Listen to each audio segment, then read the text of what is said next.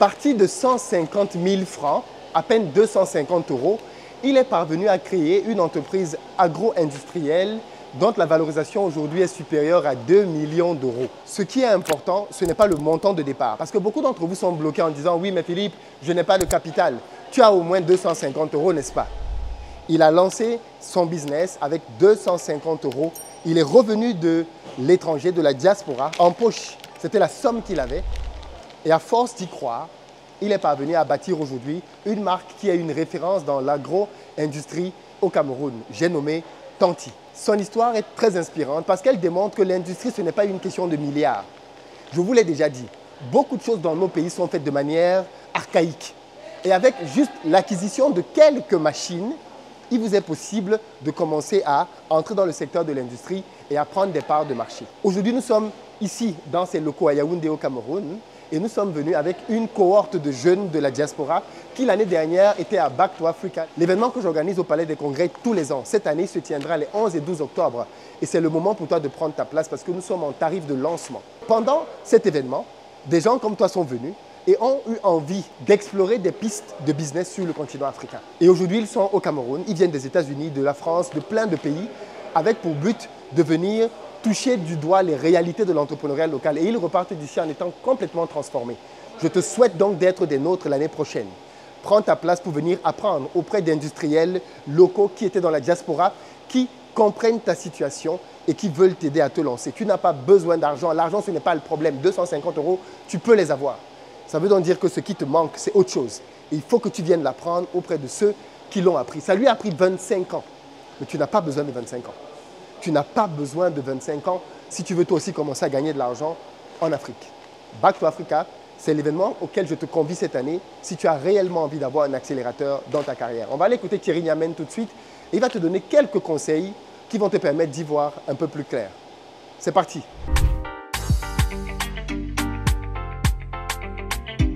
Et que rentré du pays, je n'avais que 150 000 francs. Je crois qu'il a bien fait la conversion, c'est très important comme un nombre d'euros. Pas l'équivalent même d'un téléphone d'un étudiant aujourd'hui. Donc, on peut dire, quand on voit la 8 Tanti a fait 25, on sera 25 ans. Oh non, c'est trop. C'est trop par rapport à quoi? Par rapport à qui? Par rapport à quel repère? Quel était notre X0? C'est-à-dire que là, on commence par où pour être là? Ça veut dire que même si vous multipliez un facteur de 20%, de 30%, 40% annuel, vous ne pouvez expliquer qu'on soit une valeur aujourd'hui d'1 milliard 250 millions. Ce n'est pas possible. Ça veut dire qu'on a cravaché dur, mais pour ne même pas être à l'indice d'un équipement qui se situe aussi ailleurs. Donc vous allez découvrir comment il existe plusieurs types de projets, c'est-à-dire que des projets à fort taux de consommation et d'autres projets qui peuvent avoir des cycles assez compliqués comme l'alimentation pour enfants, parce que nous perdons les clients tous les 8-9 mois. C'est-à-dire dès que l'enfant arrive avec le lait maternel, il prend et à 2 ans, on commence à lui donner le riz. Donc on a perdu ce client. Next time, on recommence encore avec la pub. C'est pour ça qu'il y a des projets complexes pour lesquels rien ne devrait vous décourager. Salut Thierry. Oui Philippe. Comment tu vas? Comme les produits Tanti. C'est-à-dire? Dans des scies et par moments, comme le Cameroun, non, ça va bien. Ça va aller. Avec beaucoup d'espoir. Tu as l'art de la formule. Ouais. Très content de revenir dans ton usine. On est à Yaoundé. Pour ceux d'entre vous qui ne connaissent pas encore ce monsieur, il s'agit simplement de quelqu'un qui, moi j'aime bien dire, qu'il a démontré aux Camerounais et aux Africains qu'on n'a pas besoin d'être milliardaire pour se lancer dans l'industrie. Ça, c'est sûr. Il s'est lancé avec de très faibles moyens. On a déjà fait une longue interview il y a quelques années dans laquelle il retrace son parcours. On ne va pas refaire ça. Je vous invite à aller la regarder. Et aujourd'hui, je voulais juste qu'il nous explique quelle a été sa stratégie. Parce que ce que je constate chez lui, c'est qu'il a pris des produits qu'on a l'habitude de vendre en bordure de route, dans des conditions pas toujours très hygiéniques. Et il a décidé de les ramener dans un process industriel. Ça, c'est vrai. Est-ce que c'est ça? C'est ça. C'est ça. C'est-à-dire que le concept était qu'on arrête de banaliser, parce que j'aimais beaucoup les caramels que tu as, mais on voyait les caramels toujours sur le plateau, dans les têtes avec la poussière. On s'est dit, mais pourquoi les autres vont essayer de nous enfumer avec une autre chose? Est-ce qu'on ne peut pas emballer, donner ça sous un nom et que chaque personne qui prend un produit Tanti soit capable de retracer en termes de... Derrière chaque sachet, il y a le numéro de l'eau, il y a la date de péremption, il y a... Qu'on suive les canaux sur le plan international pour qu'on puisse être fier de prendre un produit et mettre dans un sac et de le présenter à l'extérieur. Oui, parce que ça, c'est l'un des problèmes qu'on a dans nos pays, c'est que quand tu veux faire découvrir ta culture culinaire, Oui. et notamment la street food, la nourriture de rue, c'est généralement pas très bien présenté. Ça, c'est sûr. Et tu règles ce problème. Oui, je règle ce problème, mais il faut avouer que la nouvelle génération est en train de faire mieux. Et je suis très content de savoir qu'il y a eu une impulsion dans ce sens. Nous sommes là pour... On a un continent à bâtir. Avec tout ce que tu abats comme travail, ça fait bouger les lignes. Et aujourd'hui, on en est fiers. 25 ans. 25 ans, oui. 25 ans que tu es là-dedans. Tu l'as rappelé tout à l'heure parce qu'on est ici dans le cadre d'un stage avec des étudiants de Back to Africa. D'ailleurs, les amis, si vous ne l'avez pas encore fait, prenez vos places pour Back to Africa. Tu leur as rappelé que quand tu as atterri au Cameroun, tu avais 150 000 francs, l'équivalent de 250 euros 250. en poche. Oui, c'est tout ce que j'avais. Et comme j'avais ma machine, en plus, je croyais qu'en revenant avec ma machine, puisque c'est un brevet d'invention que j'ai eu à l'Organisation mondiale de la propriété intellectuelle, donc j'ai inventé cette machine pour produire de l'huile. Parce que tu es docteur en mécanisation. Oui, ça, parce que j'ai fait mécanisation agricole, j'ai inventé une machine qui était dans mon cycle de doctorat. en Union soviétique. En Union soviétique, bon, plus particulièrement dans la ville de Kharkov, puisqu'il y avait déjà la dislocation de l'ex-Union soviétique. Je savais qu'elle devait rentrer, être reçue comme un héros, comme les lions indomptables. Tu as inventé une machine. Oui, donc je savais qu'on devrait, c'est les Ouyou, mais dès l'atterrissage, Philippe, À l'aéroport, boum. non, j'ai compris que je suis arrivé et là, il fallait redescendre sur terre. C'est pour ça que nombreux de la diaspora devraient comprendre qu'il y a une préparation mentale extraordinaire. Et c'est ce que je décris dans mon livre Né pour échouer. Il faut dire aux gens ce qu'il faut faire avant de rentrer. On ne rentre pas comme ça. On ne rentre pas avec, on va changer toute l'Afrique. Moi seul avec mon projet, je vais révolutionner l'Afrique. Ça ne se fait pas comme ça. Ça se fait avec, comme disait JJ Okocha, nous sommes à Lagos. Ça se joue là-bas. Tout à fait. Ouais. Alors en 25 ans d'industrie au Cameroun, toi qui es parti vraiment de rien du tout, quelles sont les leçons que tu penses avoir comprises qui peuvent être... Qu'est-ce que tu aurais aimé savoir avant de te lancer? Ah ben j'aurais bien voulu Une ou avoir... deux choses. Ou non, vraiment, la première des choses, c'est d'avoir un mentor. Donc quelqu'un qui a déjà fait quelque chose. Je suis rentré seul et j'étais contre tout le monde. Tout le monde me dit il faut faire une demande d'emploi, on ne sait jamais en attendant. Donc tous ceux qui étaient dans l'industrie étaient fermés. Tous ceux qui étaient dans l'industrie, il n'y avait pas moyen de discuter. Je ne voyais les hangars que de l'extérieur. Il n'y avait même pas moyen, avec un vigile, de regarder un trou. Aujourd'hui, je vois des gens, même sur des vidéos, regarder. On ne pouvait rien voir. Et pour moi, le mentorship, avoir un mentor, avoir quelqu'un qu'on côtoie, qui est sur le chemin. Parce que j'ai malheureusement appris de mes erreurs, alors que je pouvais apprendre des erreurs des autres, des gens capables de partager leur parcours. Et une deuxième chose que moi je pense que j'ai dû apprendre, c'est que le temps joue en la faveur de l'entrepreneur. Il faut pédaler. On est sur un vélo. Si tu ne pédales pas, tu tombes. Mais si tu pédales, tu peux ne pas trouver le chemin. Mais il faut rester sur le vélo. Parce que si tu t'arrêtes, eh ben, il y a une pression sociale qui montre et que l'échec en Afrique, c'est une moquerie extraordinaire. Tout le monde pense que l'échec, c'est l'échec. Pourtant, l'entrepreneur, il faut échouer pour arriver. Nous voici dans une usine où, regardez ces poteaux, ce sont des millions de francs qui ne servent pratiquement à rien parce que, en réalité, si je voulais faire un autre projet, je n'aurais pas mis ces poteaux. Donc, si j'avais visé une entreprise de savoir qu'il n'y a pas de poteaux dans l'usine, mais me voilà, je pensais que c'était trop grand. Donc, ma vision était une vision assez courte parce que, vu l'environnement, le fait de trop rêver, j'étais outside of the box. Je n'étais pas avec... J'étais loin des autres, tellement loin dans ma pensée que j'étais obligé de freiner parce que derrière moi, il n'y avait pas un groupe de jeunes capables de dire « allons-y ». Donc je naviguais contre le courant. Donc j'ai appris de cela et au fur et à mesure, l'appétit venant en mangeant, j'ai commencé à comprendre qu'il y a du champ. Il y a du champ, il faut s'adapter. Et pendant ce temps, les aléas de tout ce qu'on peut imaginer. Mais on ne va pas pleurer. Parlant de business à proprement parler, tu nous as dit tout à l'heure que la demande est tellement grande. Est-ce que tu peux nous en parler? Parce Oui. qu'on a l'impression que... Non, vous avez vu, les magasins sont vides. C'est-à-dire qu'il y a une demande parce que l'entrepreneuriat a quelque chose on peut échouer parce que le produit ne passe pas, mais on peut aussi échouer à cause de la croissance. Parce qu'il faut pouvoir gérer la croissance.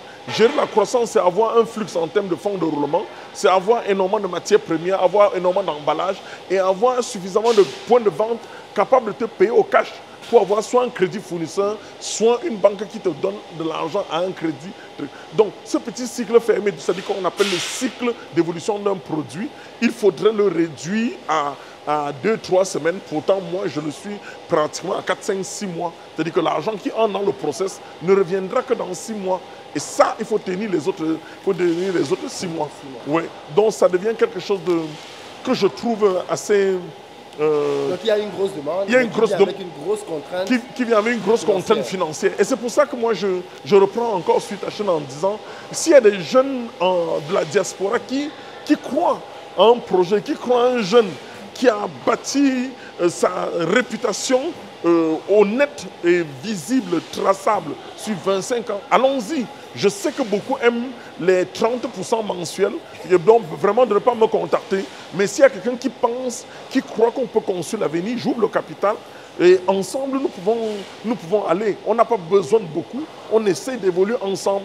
Je ne veux pas des gens qui vont me donner l'argent vendredi et lundi me demander combien ça a produit. Non, il faudrait avoir une culture industrielle et de savoir qu'on prépare l'avenir soit des enfants ou d'une prospérité, soit préparer sa retraite de la meilleure des façons. Et il n'y a pas meilleur endroit que l'industrie, que l'agroalimentaire, qu'avec quelqu'un qui a déjà commencé. Tout le monde veut venir recommencer.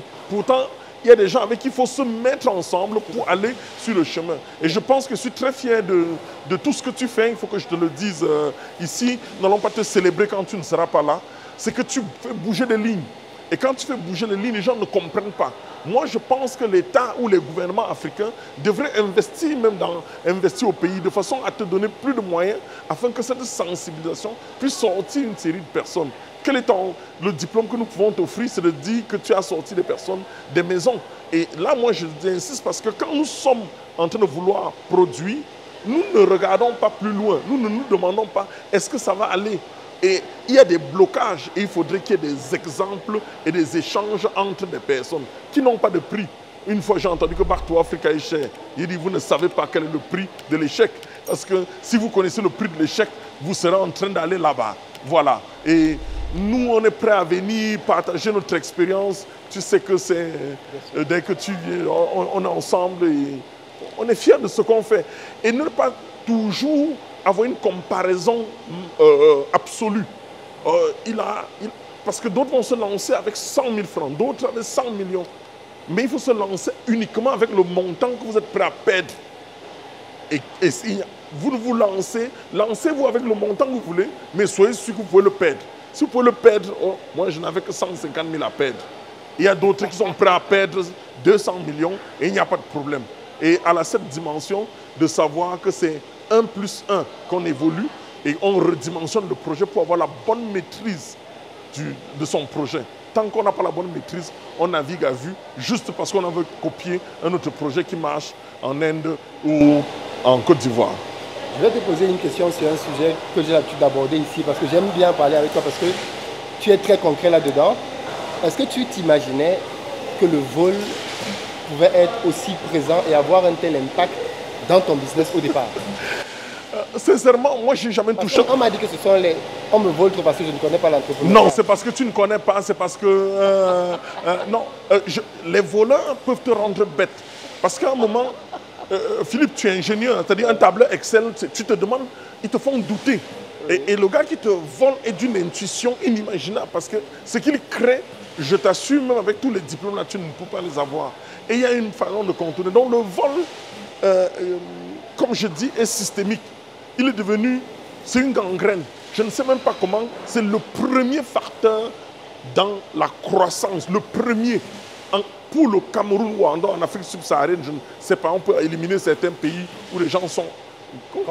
Oui, on peut connaître au Bénin, au Burkina, vraiment quand vous travaillez avec des gens, il y a une loyauté, il y a une base. Ouais. Mais je vous assure, au Cameroun que je connais, le premier Cameroun, la dernière personne qui me vole, c'est un de mes employés qui porte 3 millions et pas au Congo, et me fait un SMS.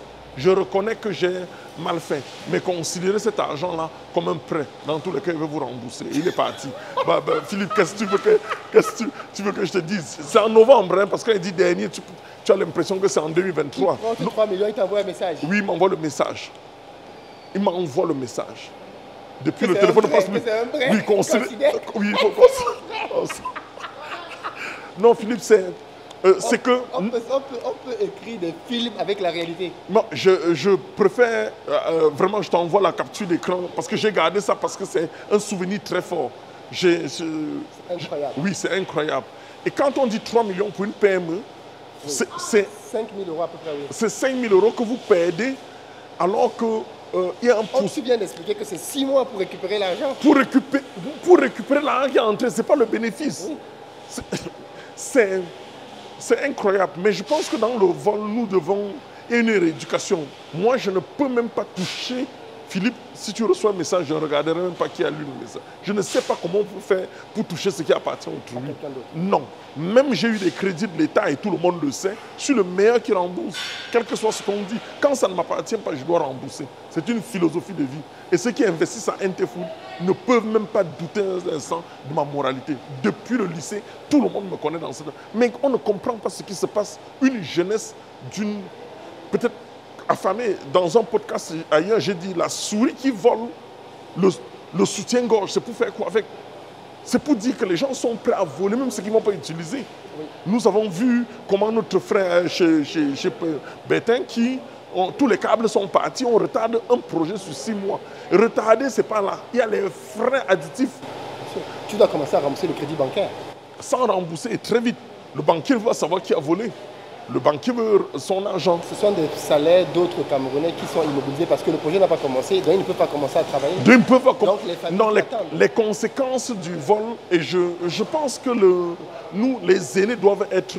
Pour moi, on doit fusiller tout ça. On doit avoir un camp de concentration pour les vols. Il doit y avoir des lois les plus atroces pour couper l'oreille, comme couper un petit doigt, afin qu'on ait quelque chose qui...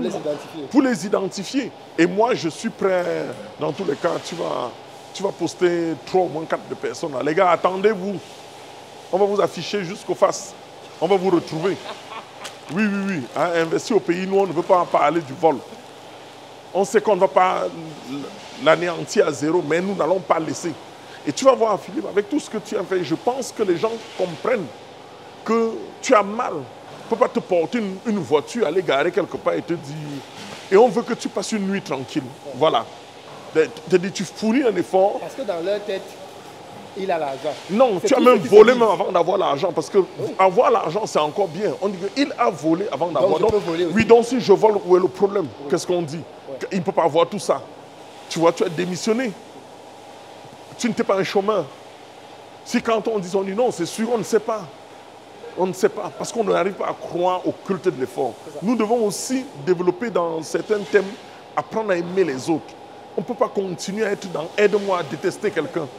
Quand ça ne va pas, on t'envoie un SMS pour dire « tu as vu, tel est en train de faire comme si, il faut que tu le détestes aussi parce que voilà les preuves, toi qui voulais toujours l'aimer ». Non, nous savons, personne n'est parfait, mais Philippe, tu as tes valeurs et j'ai le côté positif, on s'accroche dessus. Monsieur Niamène a ses valeurs, on s'accroche sur le côté positif. Et nous tous, si il fait quelque chose qui n'est pas bien, que notre gars de la diaspora fasse ce qui est bien, nous on copie. Et nous, on doit toujours célébrer les talents, apprendre à célébrer les talents et à travailler ensemble. Tant que nous n'allons pas travailler ensemble, nous allons subir encore une colonisation, la plus féroce. Et l'intelligence artificielle arrive. Donc, beaucoup sont déjà au chômage. Beaucoup sont déjà au chômage. Qu'ils continuent à être traducteurs ou faire droit nucléaire. Parce que... Mais là, tes machines-là, même tu mets les gens au chômage aussi. Mais il faut avoir un autre réflexe pour pouvoir avancer. Travailler avec en parallèle. Travailler en parallèle, oui, c'est ça. Merci beaucoup, Cyril Niamène, de nous avoir accordé quelques minutes. On a une autre émission à faire un peu plus longue que celle-ci, sur un thème qui, j'espère, va beaucoup intéresser les gens. C'est qu'est-ce que la diaspora doit savoir, comment elle doit se préparer avant de rentrer. On ne rentre pas comme ça. Il faut qu'on fasse cette émission dans les prochaines heures ou jours. Ouais. Merci beaucoup Thierry de nous avoir reçus. Je t'en prie. Le groupe de stage des étudiants sont juste très contents. J'espère que l'année prochaine on reviendra. Non, ta disponibilité. Les portes sont ouvertes. Ouais, les portes sont ouvertes. Merci beaucoup. Merci.